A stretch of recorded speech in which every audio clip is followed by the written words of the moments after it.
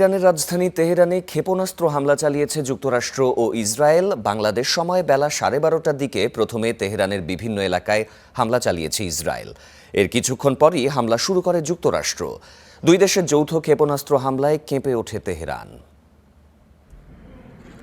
একের পর এক হামলায় কেঁপে ওঠে তেহরানের বিভিন্ন এলাকা। রাজধানী তেহরান সহ ইস্পাহান, খোম, খুরমাবাদ প্রদেশে একাধিক বিস্ফোরণ ঘটে। কুল্লি পাকিয়ে ধোঁয়া উঠতে দেখা গেছে বেশ কিছু এলাকাতে।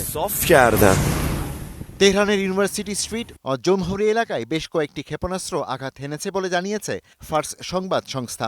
আল জাজিরা বলছে সর্বোচ্চ ধর্মীয় নেতা আয়াতুল্লাহ খামেনির অবস্থানের নিকটবর্তী স্থানেও হামলা হয়েছে। ইরানের পাল্টা হামলার আশঙ্কায় ইসরায়েলে জরুরি অবস্থা জারি করা হয়েছে। হামলার পর প্রথমে ইসরায়েলের প্রতিরক্ষা মন্ত্রণালয় এই খবর নিশ্চিত করে। পরে ওয়াশিংটনের সেনা কর্মকর্তারাও হামলার তথ্য স্বীকার করে। ইরানের সামরিক সক্ষমতাকে গুড়িয়ে দেওয়ার লক্ষ্যেই হামলা চালানো হয়েছে বলে জানিয়েছে ওয়াশিংটন। এর আগে বৃহস্পতিবার জেনেভায় যুক্তরাষ্ট্রের সাথে আলোচনায় বসে ইরান। ওই আলোচনায় খুশি নন বলে জানিয়েছেন প্রেসিডেন্ট ট্রাম্প। তবে ইরানের পক্ষ থেকে এখনো কোনো পাল্টা হামলার খবর পাওয়া যায়নি।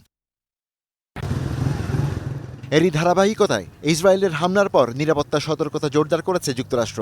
কাতারে অবস্থিত মার্কিন দূতাবাসে সব কর্মীর জন্য শেল্টার ইন প্লেস নির্দেশনা জারি করা হয়েছে। একই সঙ্গে পরবর্তী নির্দেশ না দেওয়া পর্যন্ত কাতারে অবস্থানরত মার্কিন নাগরিকদেরও নিজ নিজ স্থানে নিরাপদে থাকার পরামর্শ দেওয়া হয়েছে। এদিকে ইরানে হামলার পর নিজেদের আকাশসীমা বন্ধ করে দিয়েছে ইসরায়েল। সব ধরনের বেসামরিক ফ্লাইট বাতিল করা হয়েছে।